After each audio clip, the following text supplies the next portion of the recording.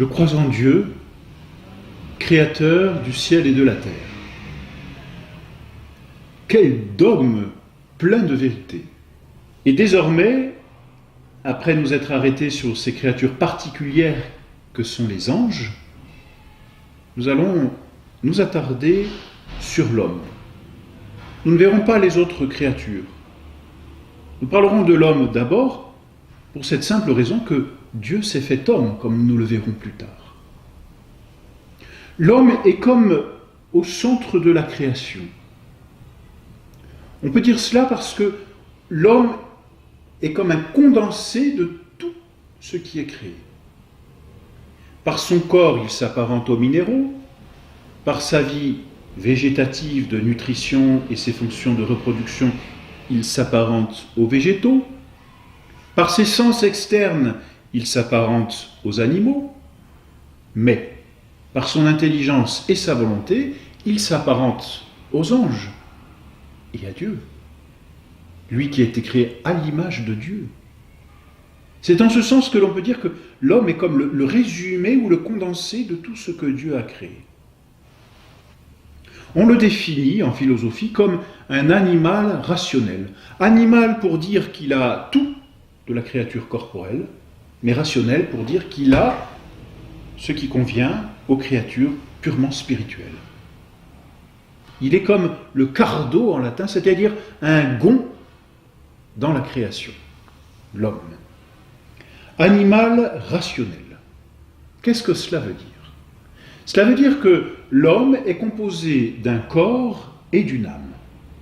Il n'est pas composé simplement d'un corps, sinon il s'apparenterait à un cadavre. Et nous voyons bien, après la mort, que reste-t-il ? Un corps, mais un corps inanimé, justement. Quand on dit inanimé, le mot le dit, c'est in anima, qui n'a plus d'âme, qui n'a plus de vie. L'homme est donc composé d'un corps et d'une âme. Âme qui est en lui comme le souffle qui le fait vivre, le principe de vie. Mais cette âme de l'homme est toute particulière parce qu'elle a une intelligence et une volonté. Ce que les animaux n'ont pas.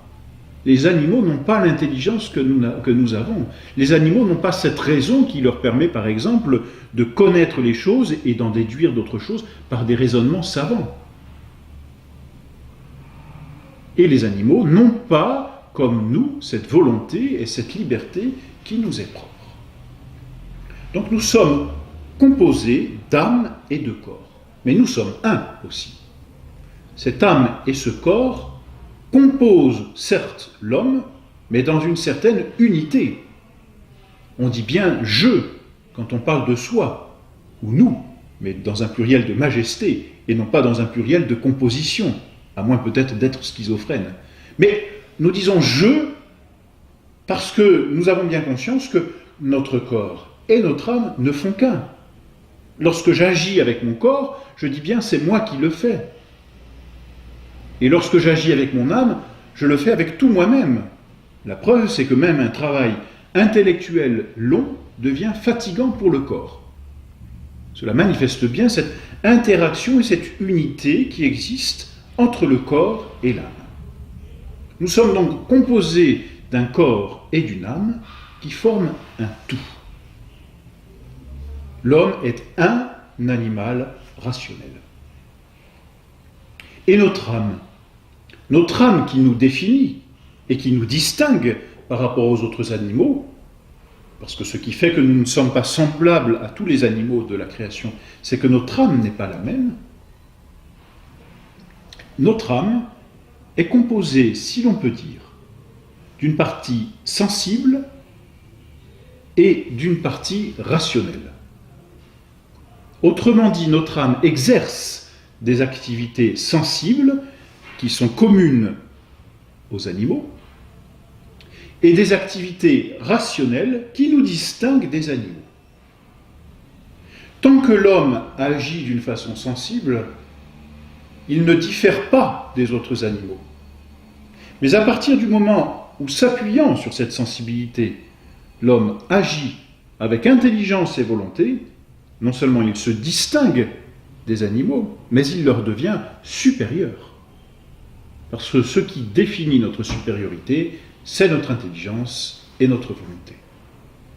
L'homme a donc une sensibilité commune aux animaux, sensibilité par laquelle il peut connaître, ce sont les 5 sens externes que nous connaissons, la vue, l'ouïe, l'odorat, le goût et le toucher, auxquels d'ailleurs s'ajoutent ce que l'on appelle 4 sens internes qui ne sont pas répartis dans l'extérieur du corps ou sur la surface du corps, mais qui sont à l'intérieur, et ce sont le sens commun, l'imagination, l'estimative et la mémoire.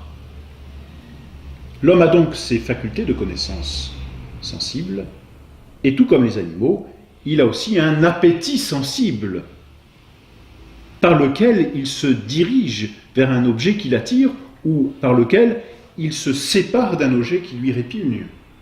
Et cet appétit sensible engendre en l'homme 11 passions, c'est-à-dire 11 ressorts, 11 réactions de notre âme face à un objet, bien ou mal.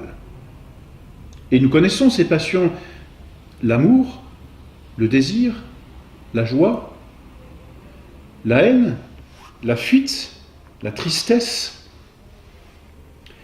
l'espoir et le désespoir, la crainte et l'audace, et enfin la colère. Tout cela nous rend semblables aux animaux. Mais par-dessus cette capacité ou cette action sensible, l'homme a une activité rationnelle qui le distingue des animaux. Il a une intelligence qui lui permet de connaître non pas simplement les individus tels qu'ils se présentent à nous, mais la nature même de l'individu. Autrement dit, quand je vois un homme, non seulement je vois cet homme-là, Pierre, Paul, Jacques ou Jean, qui est devant moi, mais à travers cet individu, j'aperçois, j'entrevois sa nature de façon commune. Et je dis c'est un homme. Cela, c'est un mécanisme de l'intelligence qui me permet de le dire. J'obtiens une idée de la nature de l'homme et non pas simplement une image de la personne que j'ai devant moi. C'est mon intelligence. Et sur ces idées, je bâtis des jugements et des raisonnements. Et ainsi, je peux établir des vérités et parvenir de vérité en vérité par mes raisonnements à des conclusions. Avec cette intelligence, l'homme possède une volonté par laquelle non seulement il veut un bien particulier, c'est-à-dire telle chose ou telle chose, ce que l'on appelle aussi un appétit, telle chose concrète, mais par lequel aussi il veut un bien universel, c'est-à-dire en dehors même de ses particularités. Par exemple, la justice. L'homme peut vouloir de façon générale la justice ou la paix. Et c'est ce qui nous distingue précisément des animaux.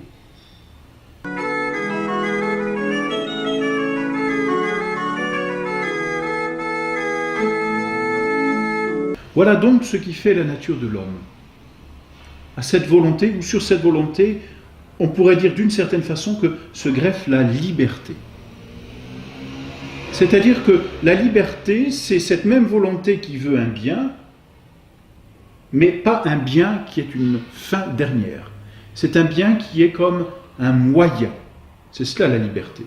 La liberté, c'est toujours la même faculté que la volonté de désirer quelque chose, mais de le désirer comme le bon moyen qui va me permettre d'obtenir une fin.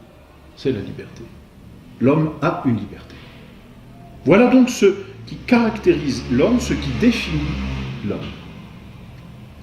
Et cette intelligence et cette volonté, comme elles sont ordonnées vers des choses, des êtres universels, l'intelligence cherche la vérité dans son universalité, et elle ne cesse d'ailleurs de croître dans la vérité, elle peut croître à l'infini dans la vérité.